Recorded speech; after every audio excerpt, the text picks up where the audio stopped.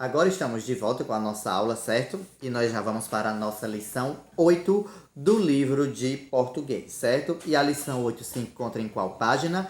Na página 61. Então, vamos lá, abra o livro na página 61, certo? Corre, corre, corre, corre.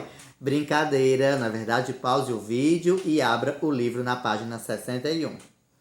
Agora que você abriu o livro na página 61, vamos começar. Então, você já viu que o tema dessa lição e do nosso texto de hoje é educação financeira para as crianças. Vamos começar. Então, leia somente o título da notícia a seguir, certo? E aí você pode mandar a opinião no grupo, certo? De que assunto esse texto vai tratar quando você lê a pergunta. Então você vai lá, manda no grupo, certo? Manda o áudio, certo? E também se você já ouviu falar em educação financeira. Aí agora nós vamos ler a notícia, certo? Vamos acompanhar a leitura. Então, o título é: Através da leitura, projeto ensina educação financeira para as crianças. Essa reportagem é do dia 1/1/2017, foi postada às 15 horas, certo? No site G1, Bauru e Marília, que são cidades de São Paulo, certo? Projeto criado em escola pública de Arealva atende alunos no contraturno. Crianças também aprendem a economizar em casa e verificar os gastos. Através da leitura, um projeto criado em uma escola pública de Arealva, São Paulo, ensina as crianças como usar dinheiro desde pequeno. No contraturno da escola, os alunos recebem orientação sobre planejamento e poupança, e eles aprendem direitinho. O que você quer, você tem que sonhar. Você tem que juntar um pouquinho de dinheiro para ver se dá o total do preço e você vai lá comprar. Conta um estudante, Leonardo, de 7 anos. Uma das histórias é sobre um menino que queria realizar sonhos. O menino era mais sonhador, o menino era o mais sonhador do lugar. Passava os dias pensando em todos os sonhos que queria realizar. O menino sabia que para realizar alguns sonhos era preciso ter um negócio chamado dinheiro, diz o livro. É assim que as crianças vão aprendendo a lição tão óbvia, mas que precisa ser colocada em prática. Então, nós já estamos vendo que as informações contidas nesse texto vai ser sobre a educação financeira, ou seja, a educação sobre gastos, como se gastar o dinheiro com responsabilidade, certo? E já vimos aqui uma palavra nova, contraturno. E o que é contraturno? É num horário diferente, certo? Se você estuda de manhã, o seu contraturno é qual? À tarde. Então, você estuda de manhã na escola e o seu reforço é no contraturno, ou seja, quer dizer que é à tarde. Vamos dar continuidade à leitura. Além da leitura de histórias como essa, as crianças fazem várias atividades baseadas nos livros que adultos leem para aprender a administrar o dinheiro. Parece difícil, mas os pequenos entendem tudinho.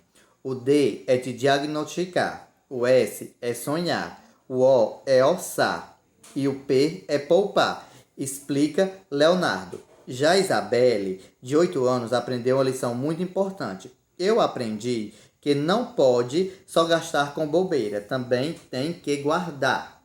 Aqui já estamos vendo que nessa atividade no contraturno da escola, as crianças, como vocês, começam a entender sobre o dinheiro, certo? Que para muitas pessoas é coisa de gente grande, mas a gente tem que aprender a economizar dinheiro, gastar dinheiro com o que é necessário desde pequeno, certo? Porque dinheiro não dá em árvore.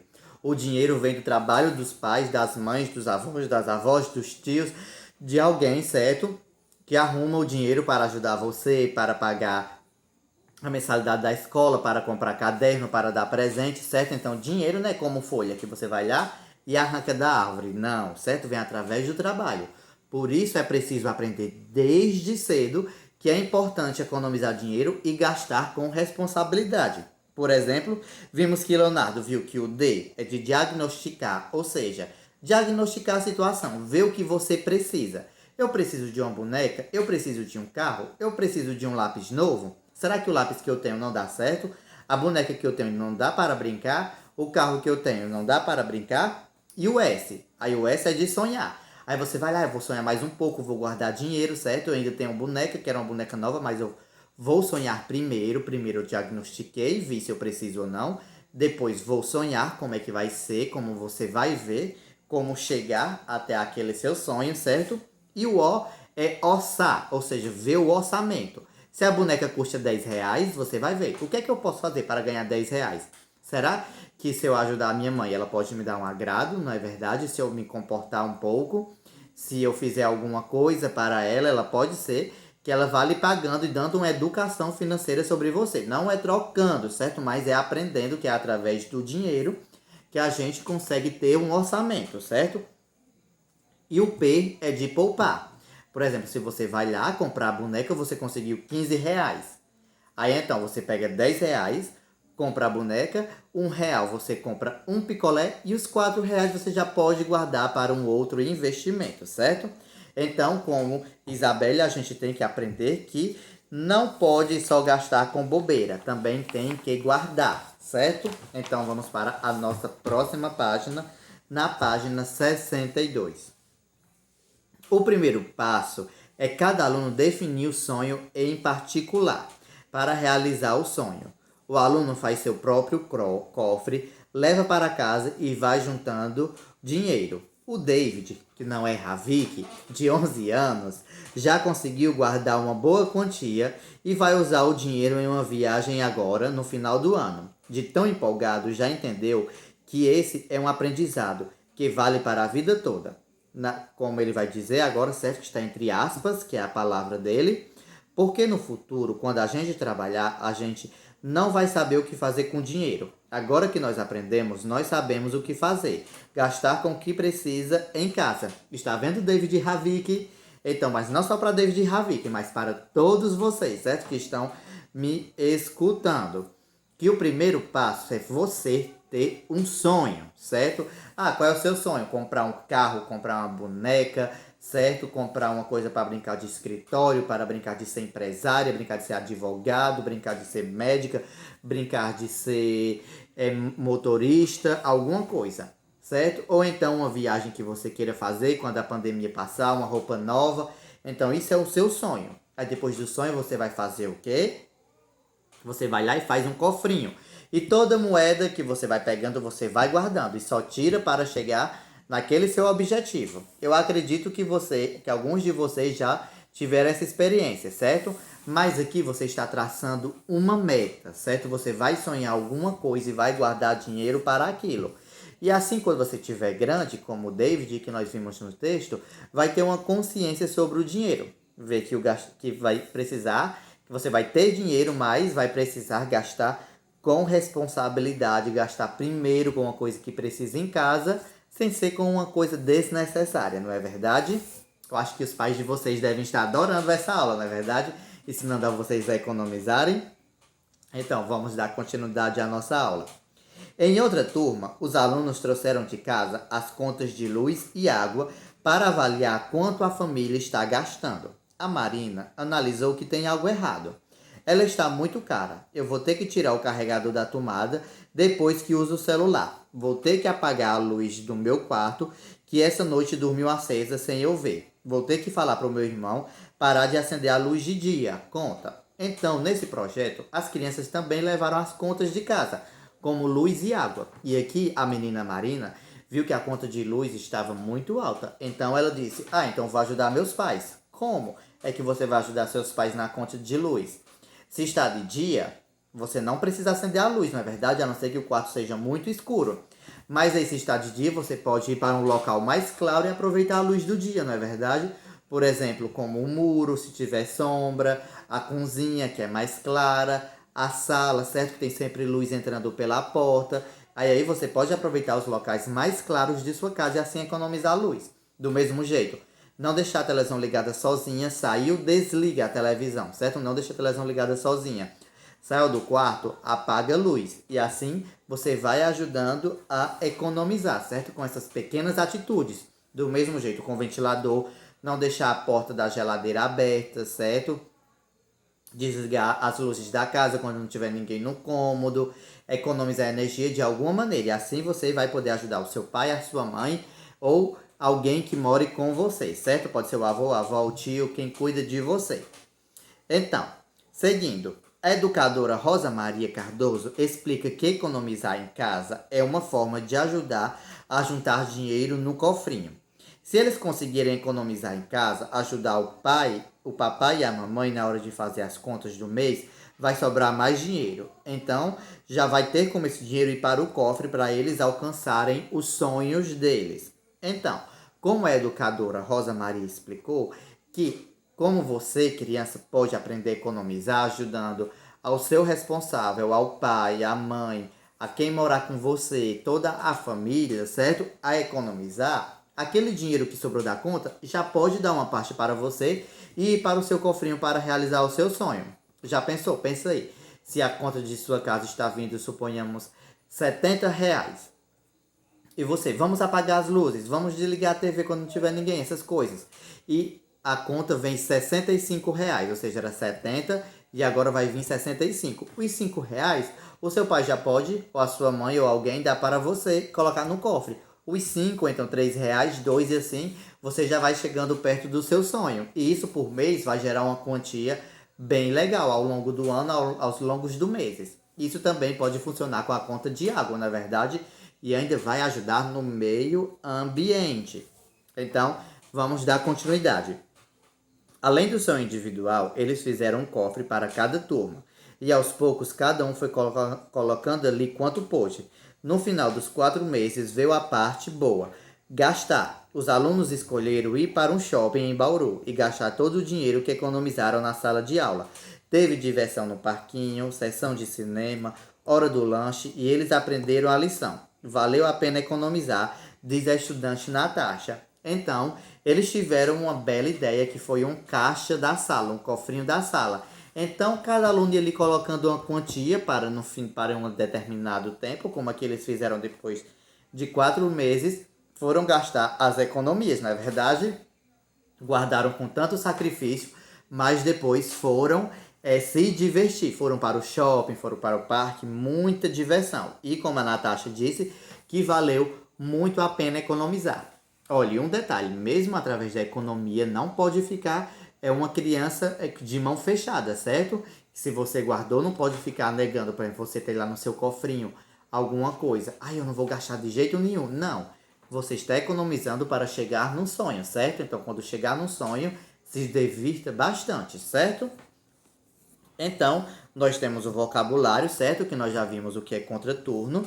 Também vimos o que é diagnosticar. E também já vimos o que era orçar. E também já vimos o que era poupar. Mas se você quiser ler novamente, não tem nenhum problema. Então, você a essa altura já deve ter mandado o áudio do começo da aula, não foi?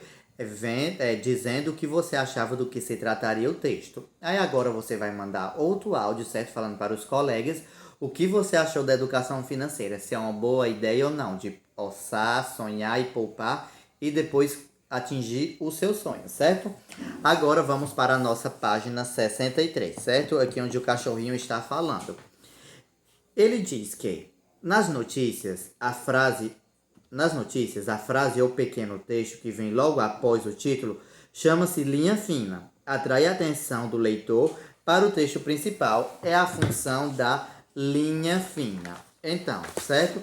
Nós temos aqui, a linha fina no começo do texto, que aqui, depois de ler o título, o leitor pode ver do que se trata, certo? A leitura, e assim pode chamar a atenção para o texto, para a notícia, para ele poder ler. Então, essa é a principal função da linha fina. Agora vamos para aqui, certo? Notícia é um gênero textual produzido com o objetivo de informar leitores, ouvintes ou telespectadores sobre um fato real, de interesse público e que pode ser divulgado nos jornais, sites jornalísticos, na internet, na TV, na rádio ou em revistas. Então, o que é a notícia? A notícia é um gênero textual que tem uma função. E qual é a função da notícia? Na crônica, não foi? Nós vemos que ela tem que passar uma lição de moral, não é verdade? Crônica não, na fábula. A fábula tem a função de passar uma lição de moral, não é verdade? Já a notícia, ela tem a função de informar, certo? De passar alguma novidade, de deixar a pessoa informada sobre algum acontecimento, certo? E ela pode sair na TV, pode sair no jornal, naqueles jornais impressos, em sites da internet, certo? Ou na rádio, certo? Ou em entrevistas. Pode sair em qualquer local as notícias, certo? E ela tem a função de informar, deixar a pessoa informada sobre alguma coisa, sobre alguma novidade, sobre algum acontecimento. Indo para a página 64, novamente no cachorrinho, certo? Em notícias, os depoimentos são destacados por um sinal de pontuação chamados aspas. As aspas, entre outros usos, também podem ser empregados para destacar as falas de personagens nos contos. Por exemplo, indicar humor e ironia, destacar trechos de livros, filmes, peças teatrais e exposições. Então, nas notícias, sempre quando vem a fala da pessoa que foi entrevistada, certo? O depoimento, por exemplo, se eu for entrevistado, vai sair na notícia. O professor Paulo Sérgio, aí o sinalzinho de aspas, certo? Como esse daqui no livro vai estar lá. Disse que a turma do quarto ano é muito dedicada e todos os alunos são inteligentes, certo? Então vai estar lá as aspas, indicando que é minha fala.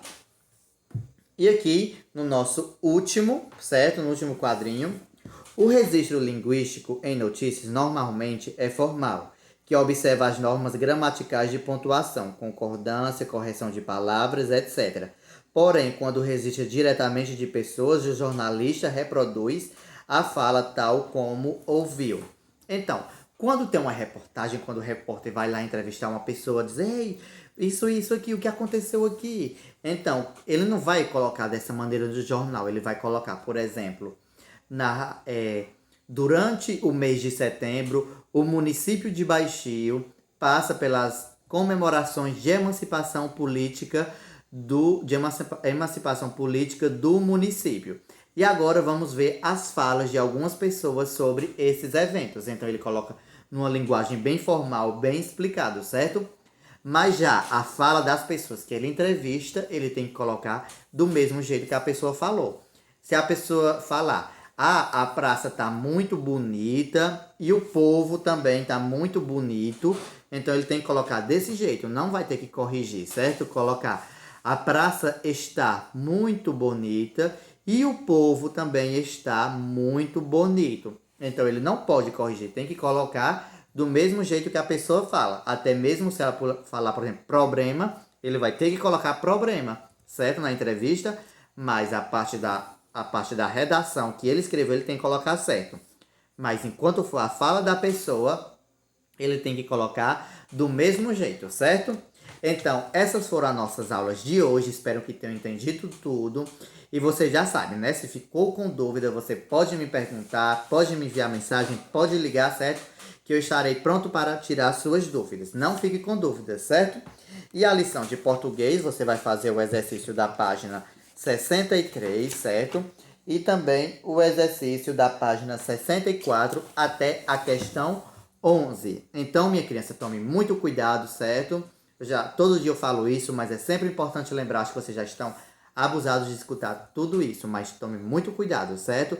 Então, essa foi a nossa aula de hoje. Até amanhã com a nossa próxima aula.